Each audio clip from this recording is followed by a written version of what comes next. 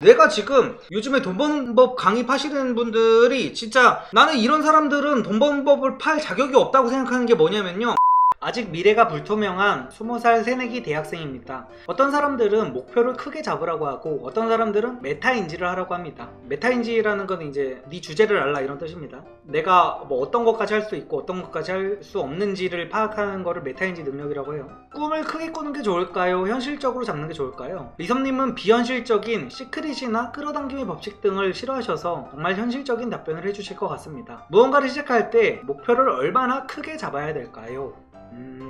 이거는 일단 본인의 성향을 파악하는 게 제일 중요하고요. 내가 일반적인 벌이로도 만족을 할 수 있는 사람인지 아니면 정말 자급 유형의 사람이어가지고 돈을 많이 벌어야지 만족이 되는 사람인지를 파악하는 게 중요할 것 같고요. 그리고 저는 목표를 크게 잡는다, 그러니까 대부분의 성공한 사람들이 목표를 크게 잡으라고 하잖아요. 그러니까 그 말의 본질이 뭐냐면요, 근데 내 생각은 무조건 목표는 클수록 좋을 것 같음이라고 말씀을 하시잖아요. 그러니까 이게 뭐냐면은 사람들이 왜 이 부자들이 이런 말을 왜 하는지, 자수성가한 사람들이 이 말을 왜 하는지 이제 본질적인 이유를 모르는데, 이거를 굉장히 본질을 풀어서 제가 설명을 한번 해드리면은, 예시를 어떻게 드려야 되지? 예를 들어서 이게 지금 손톱깎이입니다. 손톱깎이 제 책상 앞에 있는 손톱깎이인데, 우리가 이 손톱깎이를요 5명한테 판다고 생각을 해볼게요. 5명한테.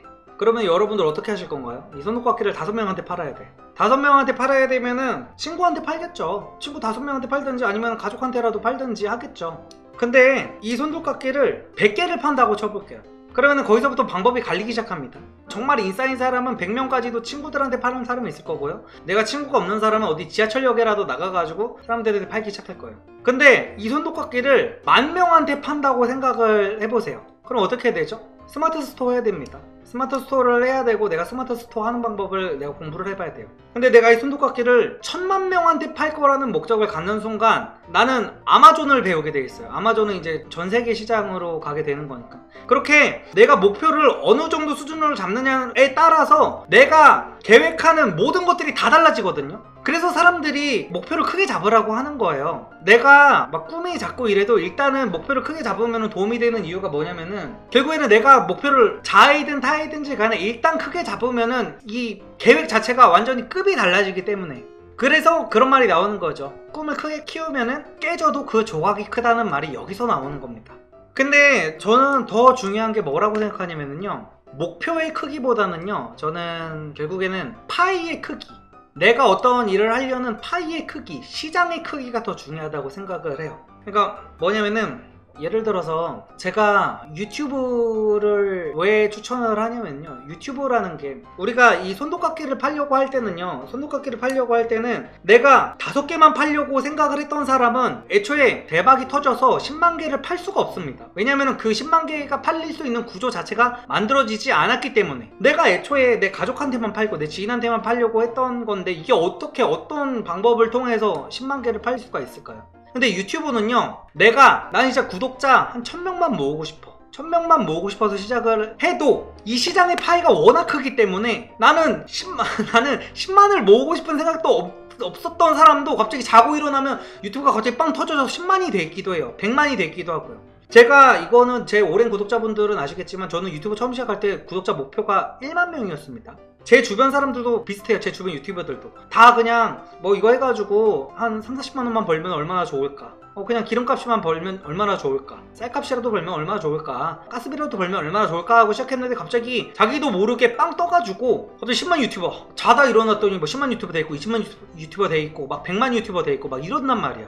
그러니까 유튜브를 그래서 이렇게 진짜 시장 자체가 압도적으로 커버리면요, 내가 꿈을 작게 가져도 시장이 나를 키워줘. 말도 안 되게 정말 키워줘 버리기 때문에. 그러니까 그런 말이 있어요. 그 샤오미의 대표 레이주인이라는 사람이 태풍의 길목에 서 있으면 돼지도 하늘로 날아오를 수 있다라는 말을 했거든요. 그러니까 유튜브가 저는 요즘 시대의 태풍이라고 보는 거예요. 그러니까 나는 하늘로 날아오를 생각이 없었어. 하늘로 날아오를 생각이 없었는데 그냥 태풍의 길목에 서 있었을 뿐인데 나도 모르게 하늘로 날아오르게 된 겁니다. 근데 대부분의 시장은 그러지가 않아요. 대부분 나는 이걸 5개만 판다고 생각하면 5개만 팔리게 돼 있고요, 내가 이 물통을 10개만 판다고 하면은 10개 이상은 팔지 못하게 돼 있어요.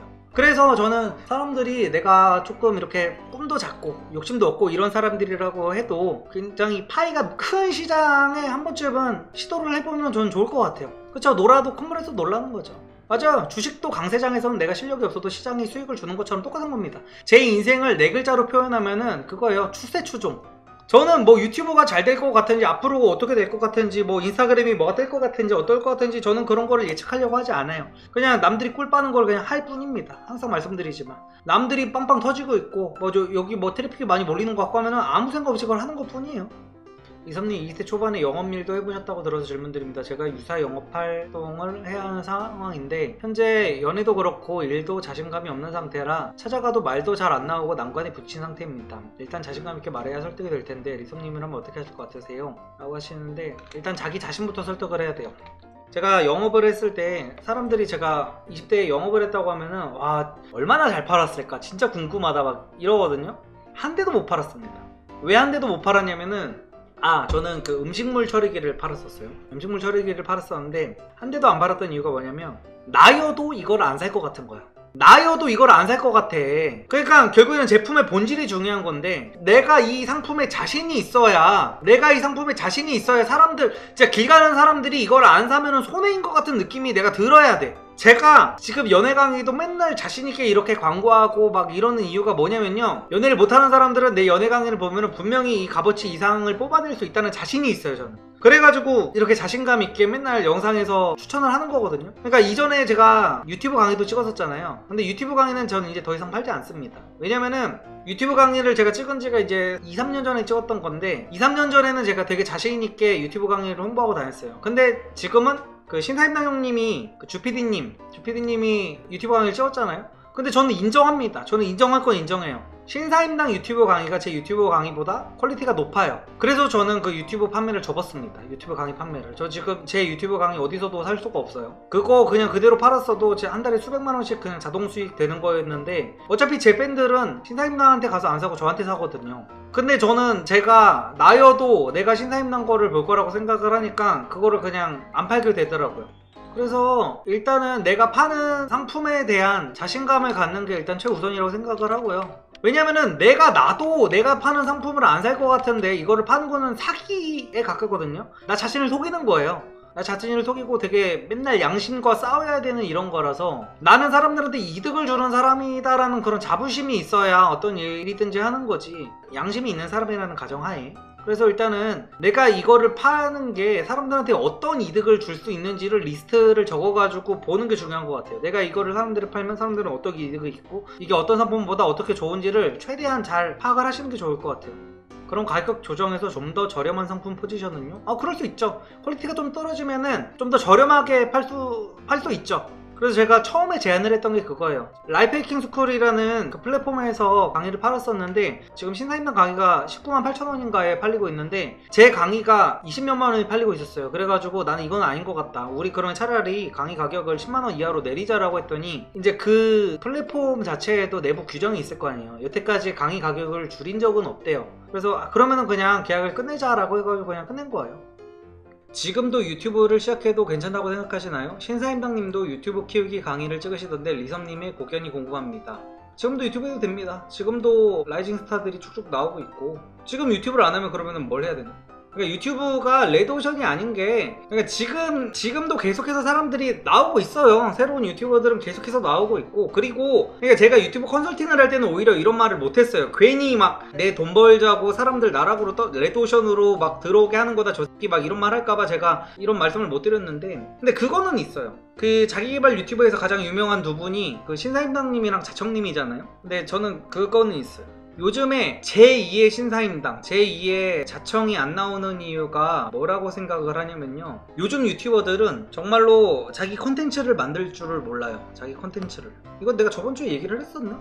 자기 컨텐츠를 아예 그러니까 차별화 같은 거를 아예 생각을 안 하더라고요. 요즘 뭐 유튜버 키우는 법이라든지 블로그 키우는 법, 뭐 인스타그램 키우는 법 이런 걸 파시는 분들이 보면은 그분들 솔루션을 보잖아요. 책을 읽은 다음에 책 내용을 그대로 컨텐츠로 만들려고 하더라고요. 근데 책 내용을 그대로 만들면 똑같은 콘텐츠가 유튜브에 쌓여있고 블로그에 쌓여있고 인스타에 쌓여있는데 어떻게 그게 떡상이 됩니까? 그러니까 뭐 제가 이해가 안 되는 게 맨날 아무리 벤치마킹이 중요하다고 해도 벤치마킹을 한다고 해서 어떤 잘 나가는 사람을 완전히 똑같이 만들면 안 되죠. 완전히 똑같이 만들면은 결국에는 내가 아무리 잘 돼도 그 사람의 아류밖에 더 됩니까? 조금 남의 거를 이렇게 참고를 하되 내가 어떤 차별화를 둘 게 뭐가 있을까를 좀 생각을 해봤으면 좋겠어요. 내가 지금 요즘에 돈 버는 법 강의 파시는 분들이 진짜 나는 이런 사람들은 돈 버는 법을 팔 자격이 없다고 생각하는 게 뭐냐면요, 차별화가 아예 없어. 막 이렇게 그래도 내가 돈 버는 법 강의를 찍을 거면은 내가 신사임당보다 안 유명해, 내가 자청보다 안 유명해, 그러면은 그 사람들이 갖지 못한 무언가를 내가 상세 페이지에 넣으려는 생각 자체를 해야 될 거 아니에요. 그게 사업의 기본 마인드 아닙니까? 근데 들어가면은 모든 상세 페이지가 진짜 다 똑같아.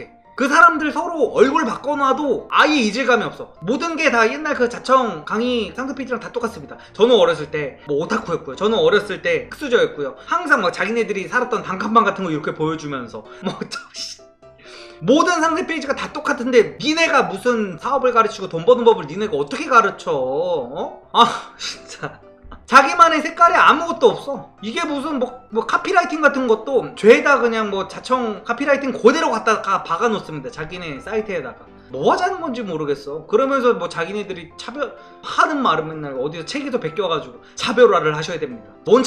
너네 상품이나 차별화를 하세요. 너네 상품이나. 아휴 진짜. 그 사람들 자꾸 이렇게 물어보면 찍소리도 못할 거예요. 너네보다 신사임당 자청이 더 유명하고 신사임당 자청이 훨씬 더 똑똑하고 신사임당 자청이 훨씬 더 돈이 많은데 왜 너네 강의를 봐야 돼? 라고 하면은 그 인간들 찍소리도 못할 거예요. 지들도 거기에 대한 답이 없어. 왜 자기들 거를 봐야 되는지에 대한 답이 없어. 그런 거에 대한 답도 못 내린 상태에서 장사를 시작하는 거야. 그래 놓고서 남들한테 자기들이 돈 버는 법을 가르쳐준대. 아휴.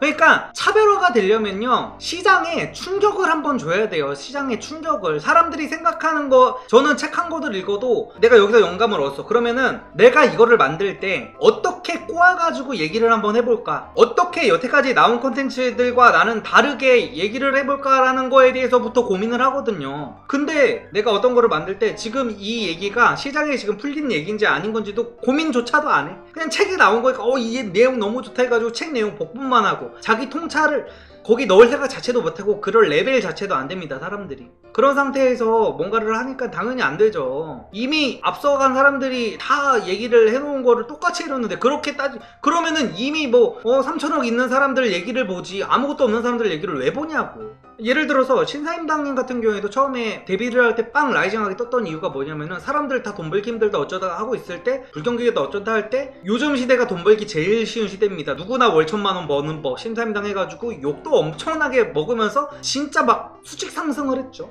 그리고 자청님 같은 경우에도 누구나 월 1,000만원 번다고 해가지고 신사임당이 오지게 욕을 먹고 있을 때 갑자기 연봉 10억이라고 해가지고 말도 안 되는 어그로로 나와가지고 또 거기서 차별화를 뒀죠.